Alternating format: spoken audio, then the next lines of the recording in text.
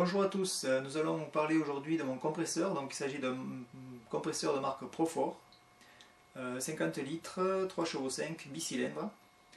Donc il a un souci, il n'arrivait pas à se recharger complètement, ou alors très péniblement. Et donc il chauffait et il avait une perte d'air au niveau de ce cylindre. Donc j'ai ouvert pour voir ce qui s'est passé. Je pensais à la base que c'était un clapet qui était cassé. En fait non, c'est le joint de culasse. Donc nous allons voir ensemble pour la réparation, voir ce qu'il est possible de faire, si déjà c'est possible de le faire soi-même, étant donné que je précise, je ne suis pas mécanicien du tout. Alors nous allons voir ça ensemble, voir s'il est possible de se réparer soi-même son compresseur sans passer par un professionnel qui coûte la peau des fesses. Parce que je sais de quoi je parle, j'ai déjà amené ce compresseur à réparer au début que je l'avais acheté, dans les 2 ans à peu près. Et là il a 8 ans. Et c'était je pense la même panne, à l'époque j'avais pas le temps de m'en occuper. Et ça m'avait coûté un bras. Alors là j'ai acheté les pièces, je vais vous montrer tout ça. J'en ai eu pour 45 € de pièces. Et je vais essayer de le réparer moi-même. On va faire ça ensemble. Comme ça, si vous avez les mêmes soucis, vous saurez quoi faire. On va voir ça tout de suite. Merci. Donc voici l'étiquette posée sur le compresseur. Donc voilà, c'est marque Profor, fabriqué en France. Donc voici toutes les caractéristiques. On voit bien qu'il est de 2009. Voilà, avec la référence, le modèle. Et donc voici le moteur avec ses 2 cylindres. Et voici le cylindre donc qui porte souci ici. Donc j'ai démonté. Alors donc ici donc c'est la culasse en haut. Et vous pouvez voir que le joint de culasse est en piteux état. Vous voyez, il est tout abîmé. Donc c'est normal qu'il y avait de l'air qui sortait de par là. Donc alors n'étant pas mécanicien, je répète, moi je m'aperçois donc que le joint de culasse est tout abîmé et donc il est aussi, regardez, si je passe le doigt à l'intérieur, hop, vous voyez, il est tout désagrégé et il y a aussi de l'huile, je vois qu'il y a de l'huile. Donc je me pose la question, pourquoi ce joint de culasse s'est-il abîmé ainsi et pourquoi y a-t-il de l'huile ici alors qu'il ne devrait pas y en avoir? Donc moi je pense tout simplement que l'huile, donc le piston laisse passer l'huile, elle remonte ici et elle a désagrégé donc ce joint de culasse. Donc pour remédier à ceci, j'ai acheté donc un kit de réparation. Donc vous avez ici ce sachet qui comprend trois joints en fait. Il y a le joint de culasse qui est sur le dessus, un joint en métal et un autre joint qui est dessous.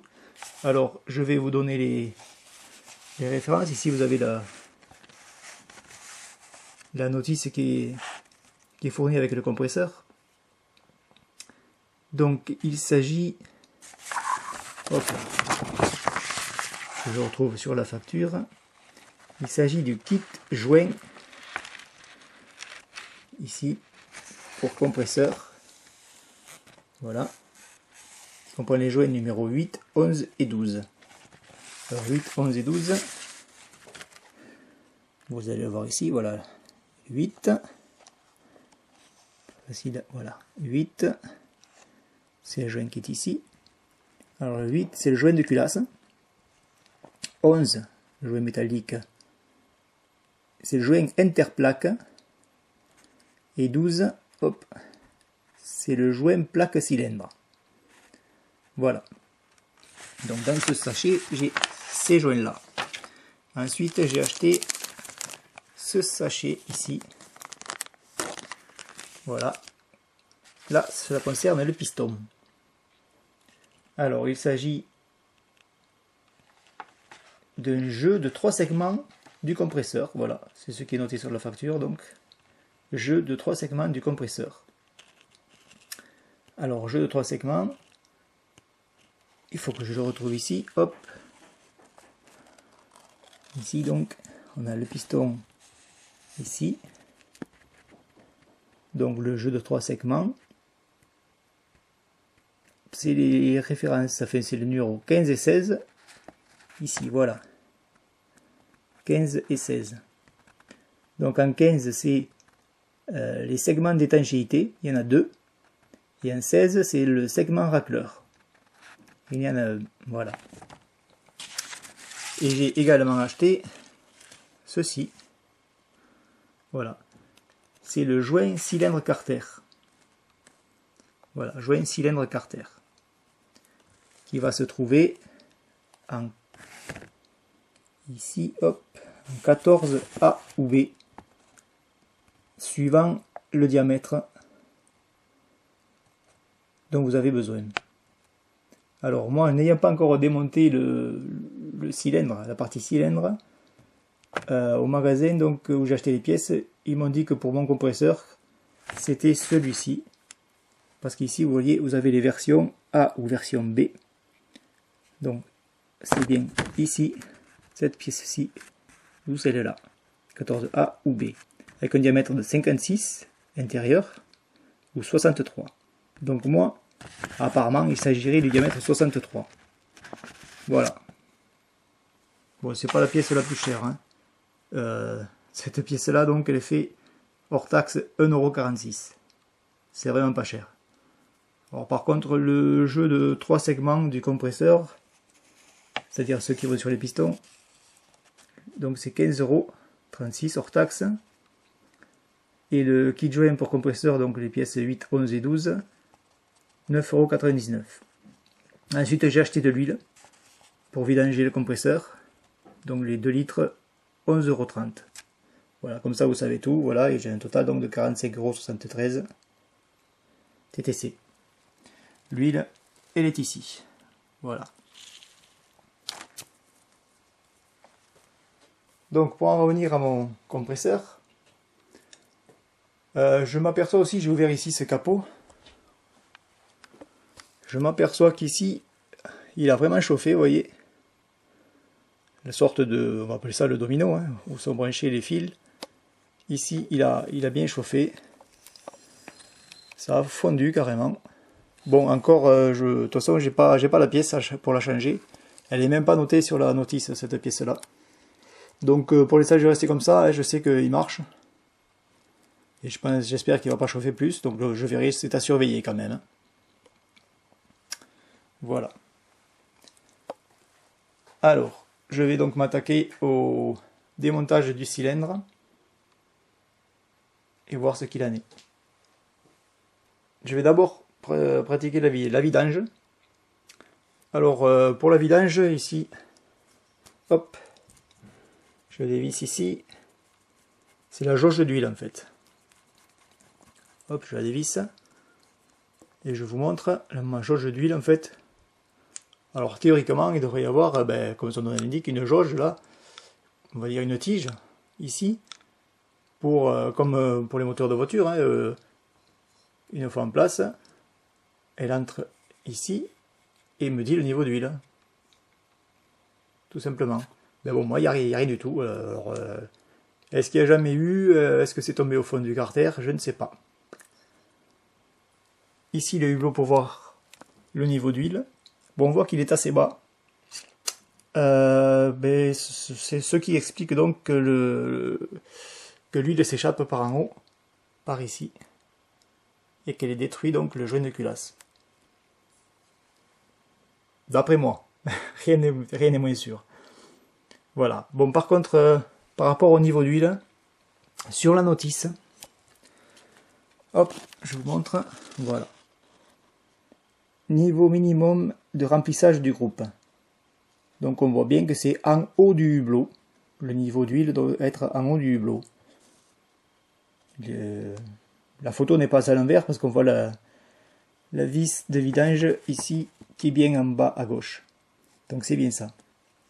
Par contre donc, j'ai deux notices, toujours qui ont été fournies avec le compresseur, les deux. Hein. Vous voyez, notice d'installation, d'utilisation, d'entretien. Ou, voilà, on voit bien la jauge avec la tige, que je n'ai pas. Et les niveaux de remplissage. Maxi, mini. Donc maxi, ce serait là le centre du hublot. Et mini, le bas du hublot. Voilà, donc pas du tout pareil que sur l'autre notice. Alors, laquelle croire? Je ne sais pas. Moi, je pense que je vais croire celle-ci, où on me dit que le niveau d'huile doit être tout en haut du hublot. Alors, pourquoi celle-ci et pas l'autre? Parce que je pense que cette notice-là est donnée avec tous les compresseurs. Ah, et pas forcément le mien. Pas forcément ce modèle-là. Alors que ici l'éclaté du moteur donc correspond bien à mon compresseur. Donc je vais donc croire ceci. Voilà. Allez, je me lance dans le démontage un peu plus loin.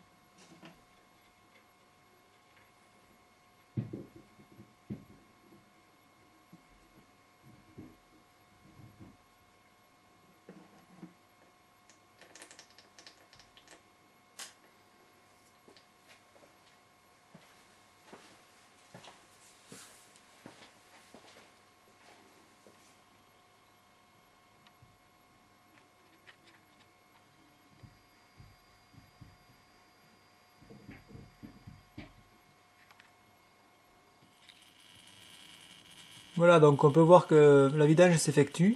Et en fait, l'huile n'est pas très sale, hein, malgré le fait que le compresseur est chauffé. L'huile, non, elle n'a pas trop noirci.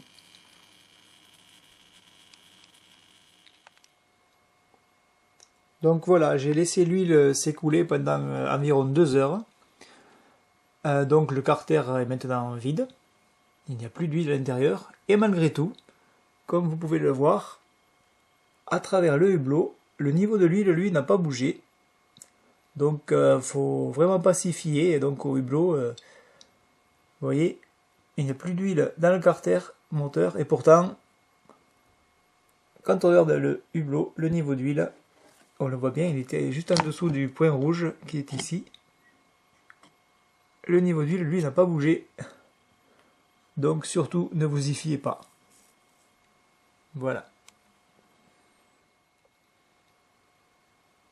Avant de remonter mon monteur, j'ai voulu donc, avec le joint de culasse neuf, j'ai voulu en faire des exemplaires, comme vous le voyez, hop, que j'ai découpé au cutter, dans, hop, de la brique de lait. Alors j'ai vu cette méthode sur le net. Apparemment, le carton utilisé pour la brique de lait pourrait remplacer un joint de culasse. Alors je voulais faire comme ça au départ, ne pas acheter le joint de culasse neuf et faire avec de la brique de lait. Mais bon, sur le moment, après, une fois que j'étais sur place au magasin, je me suis dit tant pis, je prends le jeu avec les joints et je mettrai le joint de culasse qui est ici, je le mettrai sur mon compresseur. Mais par contre, je préfère faire des copies, comme ça, au cas où, si ça recommence, j'essaierai donc avec le joint fait avec de la brique de lait. Voilà. Donc je précise aussi que ça c'est le joint de culasse neuf. Et comme vous avez pu le constater sur la culasse, le joint qui est détruit, qui est détérioré, hop, j'y viens. Voilà, à la base, il était vert. Et celui-ci, le nouveau, il est noir. Alors, je me dis que peut-être, connaissant le problème, ils ont changé le joint, ils l'ont fait dans une autre matière, et il est peut-être plus résistant. C'est aussi pour ça que j'ai décidé de de remettre donc un joint du fabricant. Voilà. Mais bon, je garde en réserve les joints faits avec la brique de lait, au cas où, sachant que apparemment c'est un problème récurrent. J'aurai de quoi le changer, faire un essai du moins, avec mes joints en brique de lait. Voilà. Alors voici le piston sur lequel je vais travailler.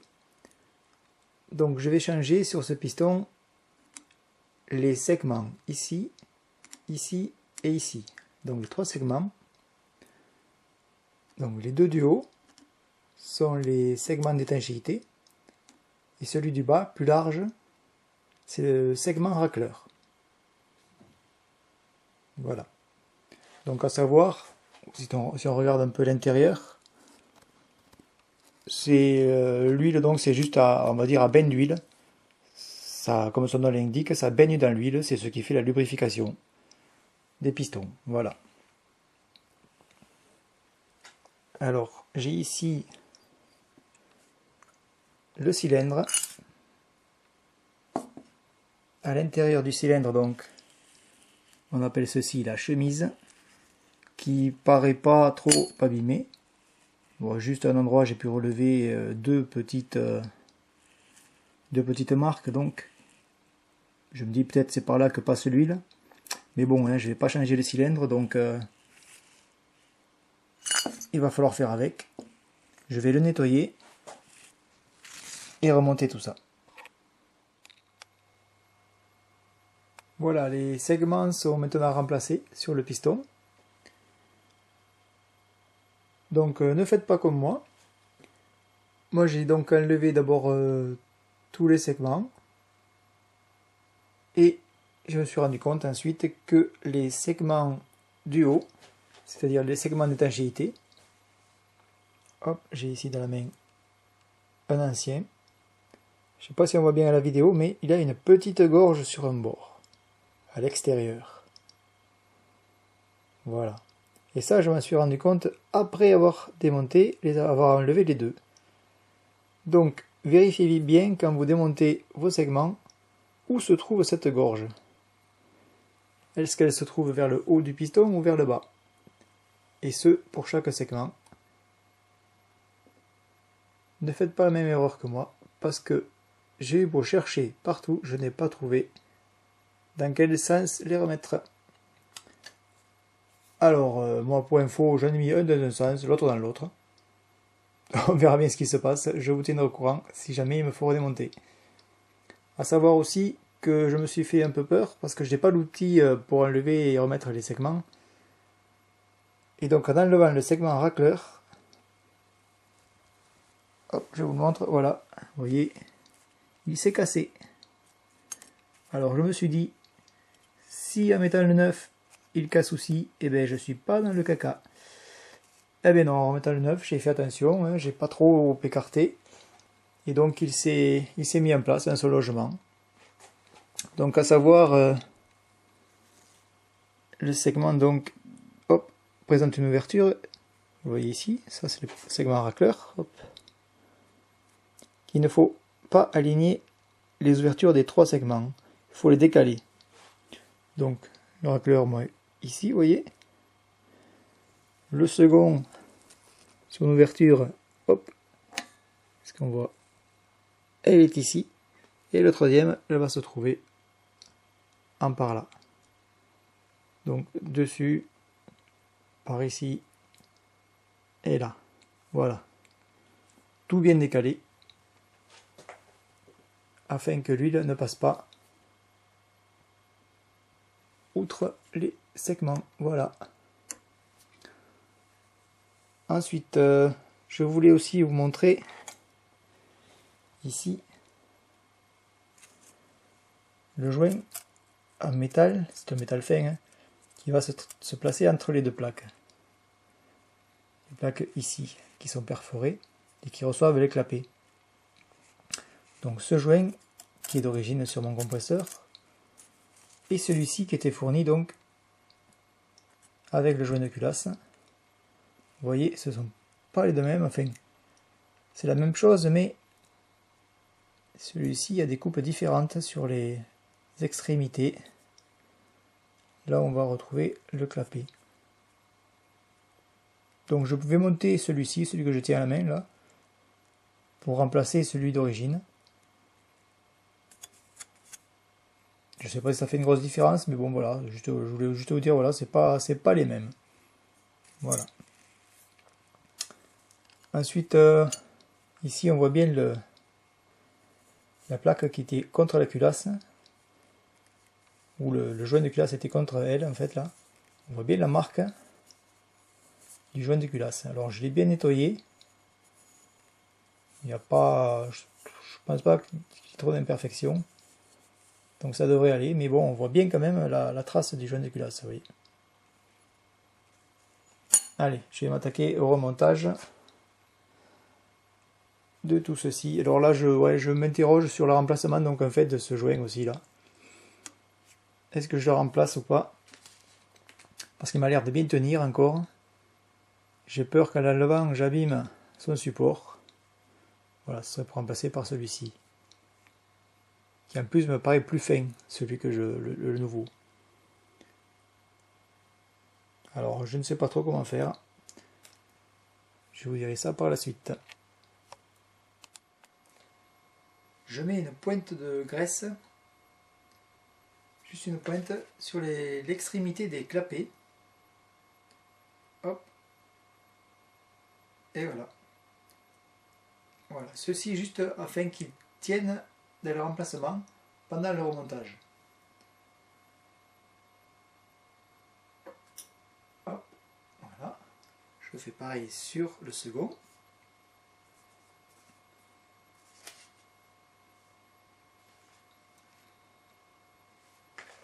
Juste une pointe.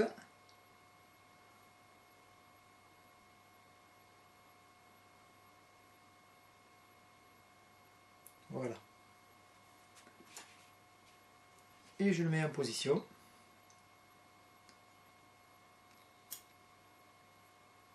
Voilà, j'appuie un petit peu. Vous voyez le clapet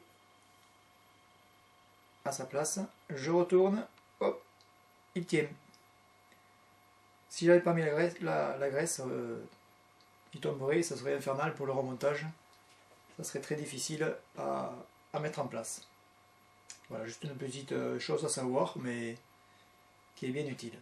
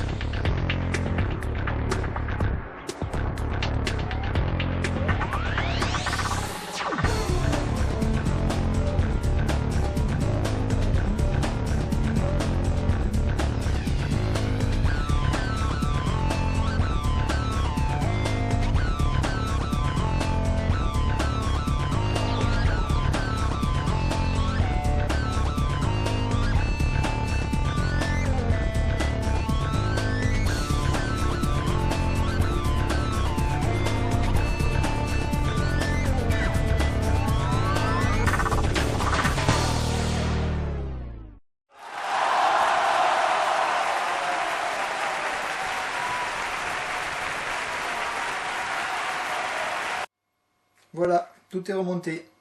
Alors j'espère que ça va marcher, je croise les doigts comme je vous ai montré.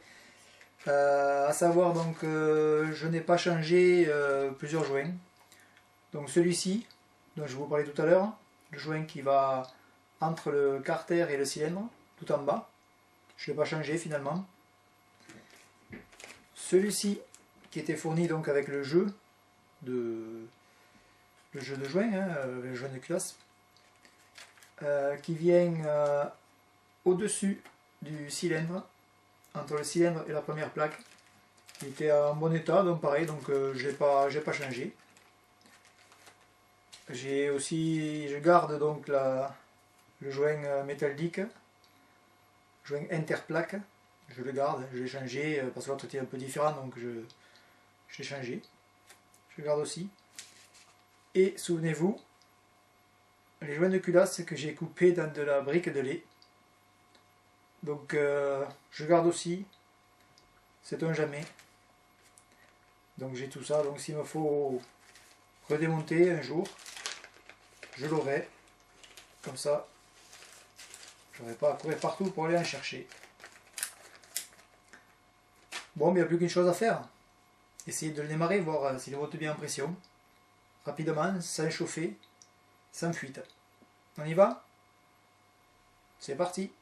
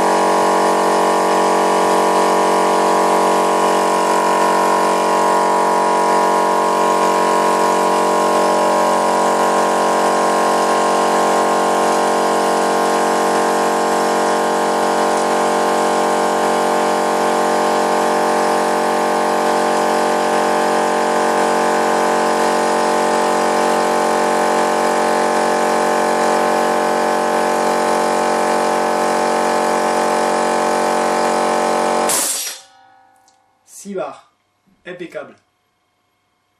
Il est monté rapidement en pression. Tout va bien. J'espère que ça va tenir. Alors quand il en fonction, quand il marche là, c'est pas facile de savoir s'il y a une fuite quelque part, on la sent pas parce qu'en fait le ventilateur qui est à l'avant envoie de l'air, donc on sent cet air là et on voit pas, on peut pas sentir s'il y a de l'air qui sort ailleurs. Bon, j'avais pas remis le filtre à air, je vais le remettre en place ici. Et on verra bien si ça marche. Voilà, j'espère que cette vidéo vous sera utile si jamais vous avez le même problème que moi. Au revoir.